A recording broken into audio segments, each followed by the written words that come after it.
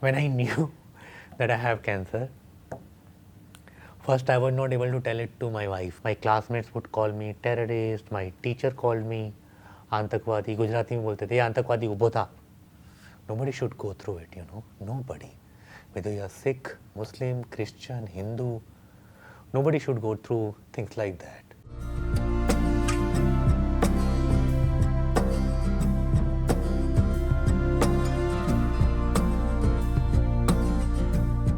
So it was like I think it was in December that in November I got the good news that my feature film is selected for Sundance Film Festival, Fire in the Mountains, and then in December I got Tabbar to direct, and that happened mainly because of Fire in the Mountain being in Sundance. I was very happy, like really happy, and I had lost my voice in August 2020, but in January I was perfectly normal, like I was speaking again very normally, but I still wanted to find like why had I lost my voice.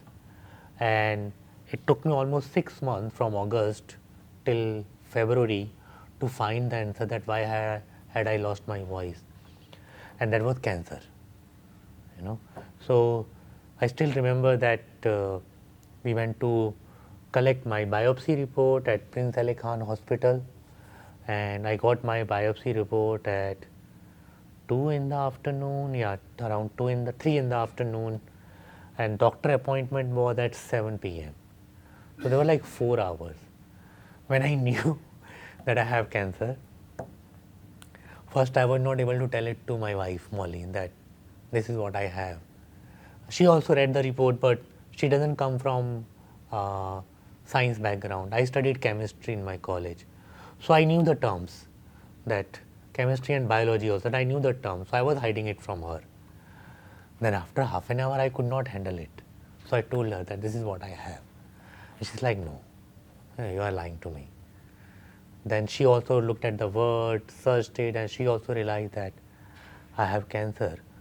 So she probably just wanted me to feel good, and she asked like, where do you want to go? And I said, I don't know, like should we go to a bookshop or a museum? And I said no, and I wanted to have a coffee and a cake. That's it.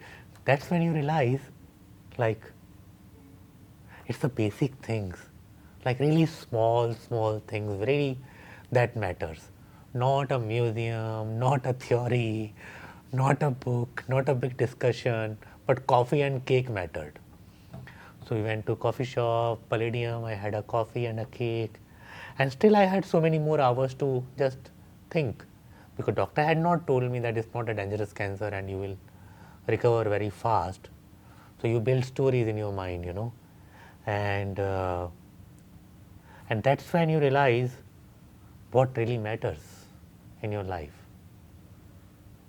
It's not like you have absolute clarity in those 4 hours, but the process of prioritizing things sets in. I figured that I have cancer. Doctor told me that you will need a surgery and you will stay in hospital for these many days. And I almost felt like I will not be doing Tabbar. Like why would even the producer take such risk? Okay, what if they do the surgery and I'm in the hospital longer? What if I'm not able to talk at all after this? So they will not do it. So I went and I met Ajay Rai and I told him this is the situation. And like, how long are you going to be in the hospital? I said, 4 days in the hospital, then 1 week of rest at home. I said, okay, we'll delay the shooting by 1 week. But can you shoot? Like, or will you be hurting a lot? So I called my doctor and I said, we met him actually. Molly was also there. And he said, are you workaholic? I said, yes, I'm workaholic. And I said, do you love your work? I said, yes, I love my work. Then जाओ करो बेटा, tension मत लो.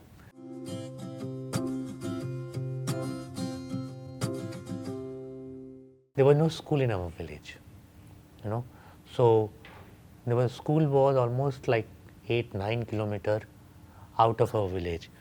So I used to go in a tempo, but the tempo driver would not come twice a week or thrice a week. You know, he would get drunk or ye ho gaya, wo ho gaya, he would not show up.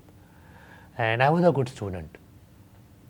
And more than that, my father wanted to educate all of us, you know. So we sold the land, we shifted to Bandinda, and we rented a cinema hall on contract. And it did fine in the beginning, but I didn't really fell in love with films as such because my father had a cinema. Of course, I went and experienced film first time in my life. We didn't have a TV when we were in village. So I saw the films on big screen for the first time, but somehow that was not something that mesmerized me or attracted me. What attracted me was a coffee machine in our cinema hall. And there was this like giant, big, old school coffee machine. Instant coffee banta tha, but for froth, there was a steam. So that milk without the coffee, frothy milk, that was my favorite thing in my father's cinema hall. So then a lot of things happened. I remember, I think we had Sharabi film of Amitabh Bachchan, for which we paid a lot to get it into cinema. And after that, there was a Operation Blue Star. So there was a curfew. But we had paid upfront for the film. We had also paid upfront for the cinema hall, upfront for the canteen contract, you know. So cinema has canteen, ticket booth, and everything goes on different contract. So we had taken both canteen and cinema hall. Money from our pocket had gone, and there was a curfew. When the curfew ended and the cinema opened again, it again did okay, because like how many people really want to come and watch film after an event like Operation Blue Star? Not many. I think even probably we felt like a fool when we were still trying to run the cinema hall. And then when things were just about to get normal, or like some amount of normalcy had come, when Indira Gandhi's bodyguard killed her, again there was a curfew. So we lost all the money that we had got by selling the land. And suddenly, like my father, whose saving from the army had also dried up, whose land that he could have backed on was also gone. And he had to leave Gujarat, Punjab, and he came to Gujarat searching for a job. And that's when he brought us, after 1 year, when he finally found a good job, a decent job, he brought us to Gujarat. Yeah.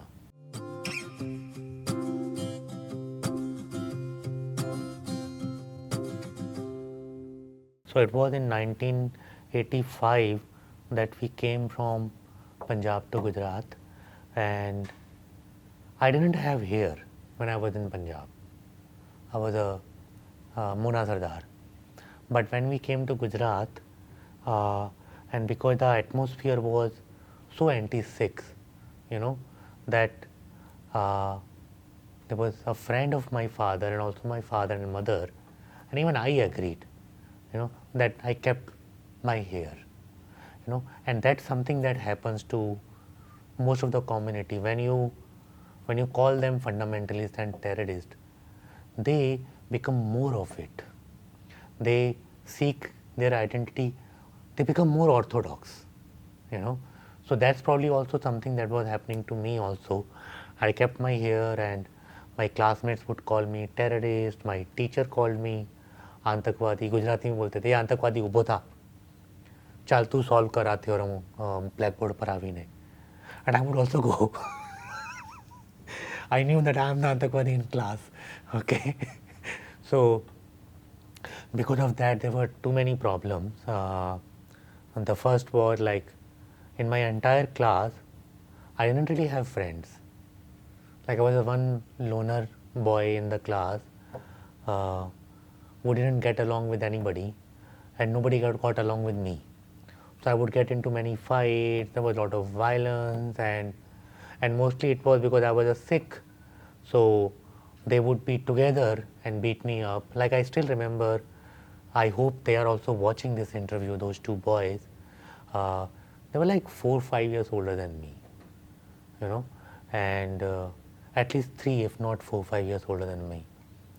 And you know, and when you are 11 or 12 years old and somebody is 14 or 15 years, there's a lot of difference in strength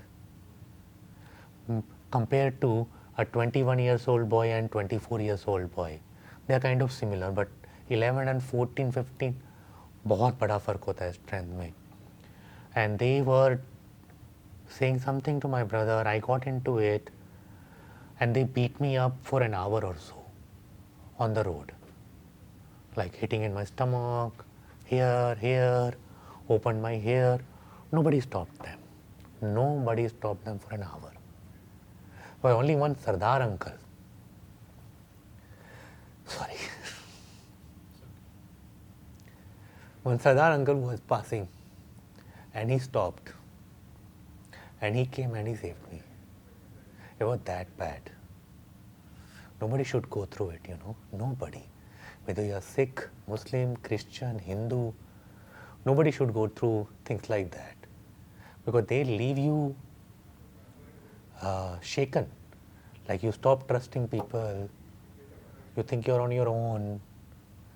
And I have still been lucky that I was a reader, that I would read books, you know, and slowly by reading literature and books that I could come out of those kind of things. So those kind of things happened a lot, and of course they shaped me because also because I used to read.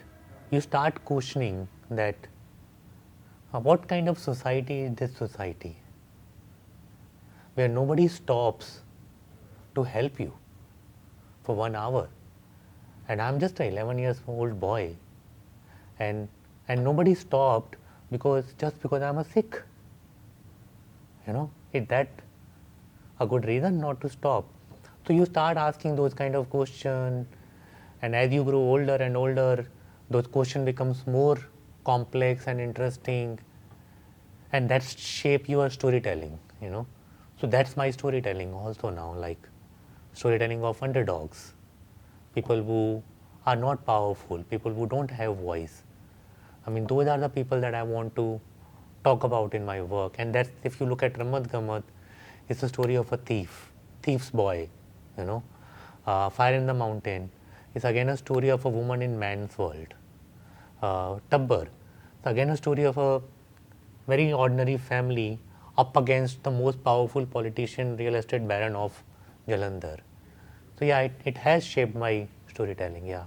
Till 90s, 89, 90s, I was the terrorist in my class, and then the Babri Mosque, not Rath Yatra started. Lal Krishna Advani started a Rath Yatra, and everybody started taking part in Rath Yatra, and slowly the lens with which my classmates used to look at me, they started looking like that on Shiraj, who was my classmate and he was a topper, Shiraj. Shiraj was a topper. They started looking at him, at Muslim in general, and Sikhs were slowly left alone. Like they were not enemy anymore, and that started affecting Shiraj's performance in the school. But because I was left alone, nobody was calling me a terrorist. I started getting better at studies, you know, and I think it was the first or second paper of 8th standard when I was topper in my class, and that had never happened before that. At that time, I didn't understood that how did it happen, like why am I loving to be in the class so much, and I suddenly was forming friendship, not only in studies, I was excelling in sports also, I was making friends also. At that time I didn't understand. It's much later that I understood that discrimination, that was is like a ghost that sits on your shoulder and weighs you down, you know, and you can't perform because it's really weighing you down.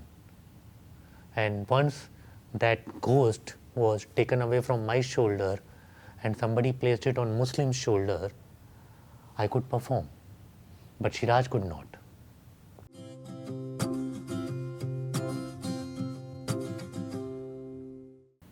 I remember I saw 400 Blows in a cinema hall in an Alliance Francaise film festival, and I was like, whoa, I mean, somebody is making cinema like this. It was so real, it was so real, and more than the real, it was like I didn't have to understand the dialogue, even though there was French subtitles. I didn't have to understand the dialogues. I didn't have to understand what language they are speaking, and most of the time, I think they were saying something else but emoting something else, and that really attracted me. I was like, if the films can be made like this, I want to make films. That thought of maybe I can make films came from that film, and that mainly happened because, like, I mean, I also grew up on Bollywood, and I loved, Sunny Deol was my favorite actor. I have bunked my school so many times to watch Sunny Deol's film, especially Damini, and I would go into cinema hall after the interval because Sunny Deol came after the interval, and so that was like, I was like that kind of boy who loved Sunny Deol and Dharmender and Amitabh Bachchan also. But I never thought that I will make films.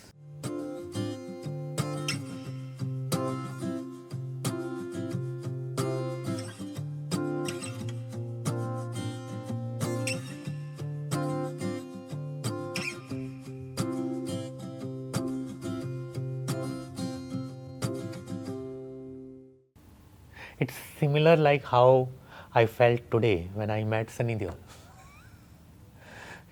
It's like you are not in awe of Sight and Sound or Sunny Deol anymore, but when it happens that your name is there, or when it happens that you meet Sunny Deol, all your memories of past become so alive, and you feel like a kid, at least for a while. When I was with Sunny Deol, I was like a child, like I'm looking at Sunny Deol. I'm talking to Sunny Deol, and similar with Sight and Sound, like, okay, Sight and Sound, that by that time film had already gone to Sundance, it had review in Variety, in Roger Ebert, in Screen, so it's not something that really like that, wow, I'm going to, no, it doesn't happen. But when it comes to your house and you open the print and you see it, I remember the days when I used to go to British Library because new monthly magazine version of the Sight and Sound was coming, and I would reach early so that nobody else can take it. I will be the first person to read and see if which film they have reviewed, and if the British Library has that DVD to watch, So yeah, all those memories get rekindled, and it was nice to meet Sunny Deol. It felt like it was so unlike Sunny Deol. Like you think like he'll be somebody with a, he has played angry young man, so you don't think that मैं जाऊँगा तो वो gym में होगा और मारने को, ऐसा तो नहीं सोचते हो आप. But you don't expect that you're going to meet such soft spoken, gentle human being, which he is. Yeah.